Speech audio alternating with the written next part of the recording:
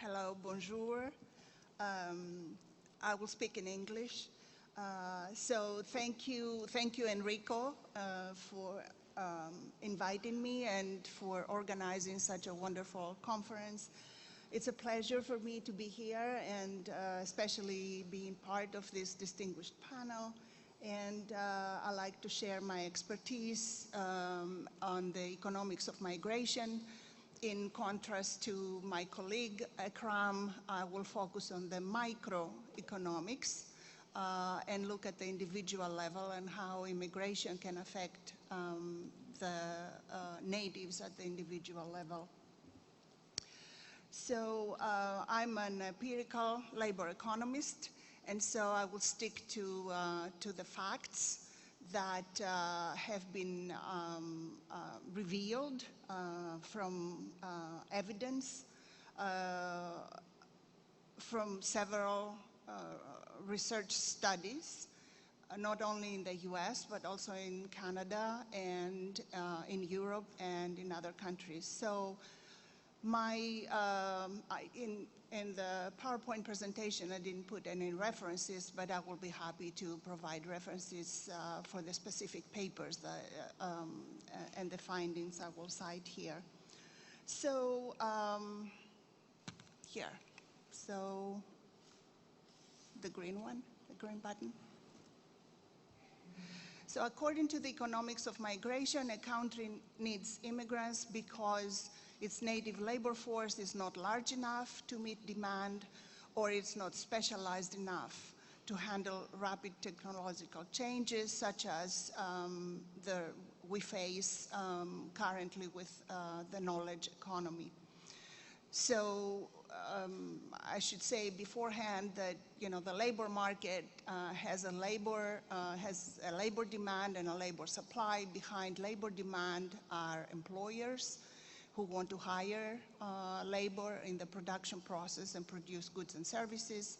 And behind the labor supply are workers or employees who are willing to rent their human capital, their skills, and their knowledge to the employers so that in the production process they are useful in the economy and the labor market. So basically, labor demand dictates labor supply, and especially in the US, but also in other countries and in Canada, we have needs for both low-skilled immigrants and high-skilled immigrants. The emphasis when we recruit immigrants, economic migrants, lies in diversity. So ideally, we'd like to admit workers who are different than the local labor force. Otherwise, we could, try and clone ourselves, but that would be useless. So we want different people with different skills, with, new blood who would come here and increase our production and growth and economy. So now I will enumerate 10 economic gains of labor migration, gains in terms of the host society or the receiving society. So first one, I will attack the myths or the false propositions that immigrants take jobs away from natives. And this is not true. It has not been found by studies. It's not supported by evidence. And the reason is that immigrants are never perfect substitutes in terms of skills and knowledge and human capital, and perfect substitutes for natives. So, of course, if they are perfect substitutes, and if we're in the short run where the labor market cannot adjust immediately, and if there is full employment, and if there are regulations and so on and so forth, so then probably there will be some displacement, but in general, natives are not easily displaced. In fact, immigrants not only feel labor shortages, as I said, because they come in because they're needed, but they work in different sectors than natives. You know, they have different language skills, especially newcomers. So they may be more in the background rather than in the front, dealing with customers. And in general, there is not much competition between economic migrants and natives.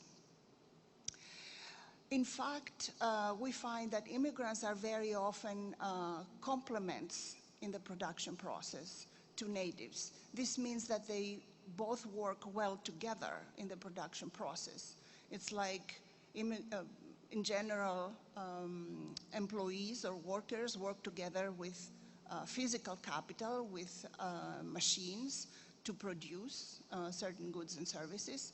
In the same spirit, immigrants and natives can complement each other in skills and be more productive. Studies have shown that low-skilled immigrants contribute to occupational mobility, to specialization, and human capital creation for natives.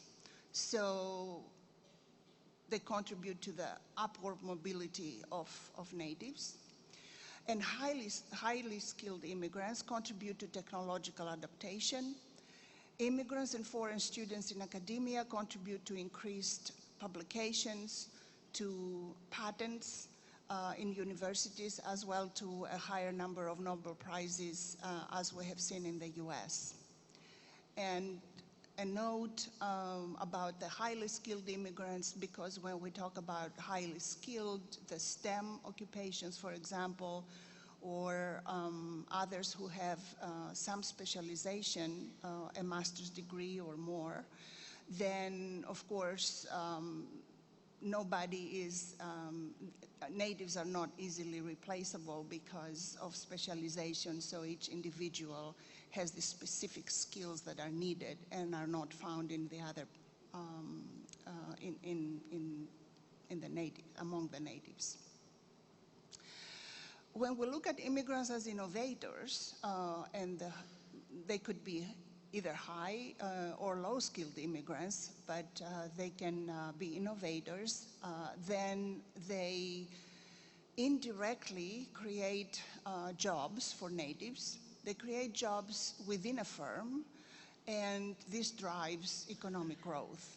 STEM immigrants, for example, create new products and markets, and the more gregarious or known examples in the US are the companies of Tesla, Google, and eBay that were all created by foreign-born. Immigrants go also into self-employment, and I know my colleague will talk about that in a second. So when immigrants go into self-employment, they don't take jobs from natives. For one, they create a job for themselves, and usually when they have a bigger company, then they can hire natives, so they directly create jobs. Now, when it goes to wages, the other myth or misinformation is that immigrants lower wages, the wages of natives. But the research does not support this finding, this perception.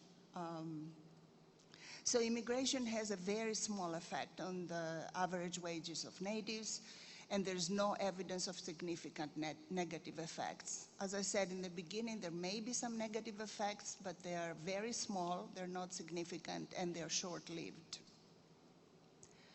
In addition, there is little evidence that immigration has lowered the wages of less educated native workers. So moving on to point number 7, higher immigration increases income per worker. This is from studies in the US who looked at the income per worker in different states, by state. In general, immigrants, we find, provide services to natives, perhaps also to previous immigrants, but they can provide services such as babysitting or lawn mowing or cooking or other, or they provide other domestic services or household chores.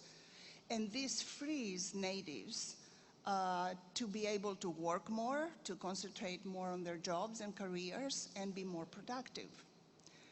Specifically for women, studies have shown that immigrants increase the average hours of work for women who are at the, that's a mistake, it's not end, it's at the top quartile of the wage distribution. So one can say then that indirectly immigrants can reduce the gender pay gap. Another study has shown on a smaller scale, it's more like a case study, has shown that because of the same services that immigrants provide, they free women from these household chores, and as women work more and they have more money and they don't worry about having somebody to take care of their children, then this increases their fertility. They're more likely to have more children because they know that their children can be taken care of and they afford them. Now I will switch to more arguments, and this is looking at immigrants as consumers. So as consumers, they consume goods and services in the receiving country. So they raise demand for goods and services, and this in turn causes firms and production to expand and results in new hiring. Therefore, again, they can contribute to job creation. Natives are, as consumers, on the other hand, enjoy a variety of new goods and services and at a lower price, and that's another benefit. And finally, higher immigration rates in a locality and also higher diversity rates in a locality increase the happiness of natives. This is part of my own research for Germany. And another example how beneficial immigrants are is a study by the IMF a couple of years ago that shows that actually a 1% increase in the immigration rate increases GDP by 2%. This is more of a macro, but so the evidence actually shows that immigrants are good for the economy. Another example, very recently I found out that research on immigrants who arrived in the early 1900s in the US actually facilitated urban growth and industrialization, and they created scale effects that dominated substitution effects and all gained. So scale effects means that actually immigrants, firms scaled up when they hired cheaper immigrant workers because their overall costs went down and they were able to expand. Let me skip that and talk a little bit about policy with regards especially to temporary and permanent migrants. So these are almost two different kinds of migrants, and they are needed for different jobs. So temporary migrants are needed for labor shortages. So if there is a need for some specialty, you cannot overnight produce more natives. You need to recruit workers from the world labor market. And so to fill in labor shortages, or especially when it has to do with technological changes and specialization, immigrants can provide this knowledge and skills and be very, very helpful to the receiving country. So other labor shortages is because of cyclical or structural reasons. And so policymakers then will go into recruitment. That's why we have many short-term programs of temporary workers. Some are the so-called guest worker programs that also Canada used to have and they still have.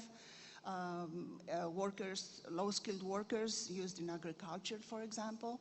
But also there are temporary programs for very highly skilled workers, and these are in the US, for example, the H-1B visas, where companies like Google or Microsoft, as an example, submit their needs and their requirements to the government so that they can recruit new immigrants every year.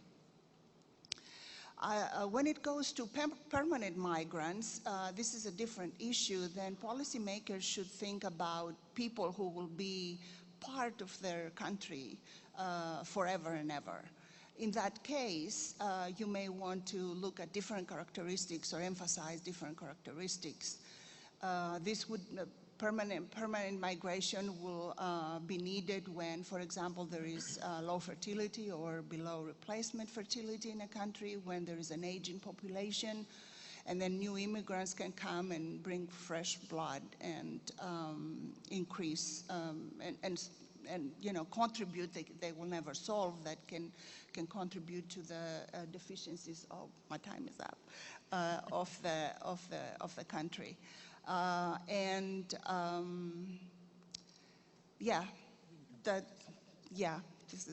Thank you.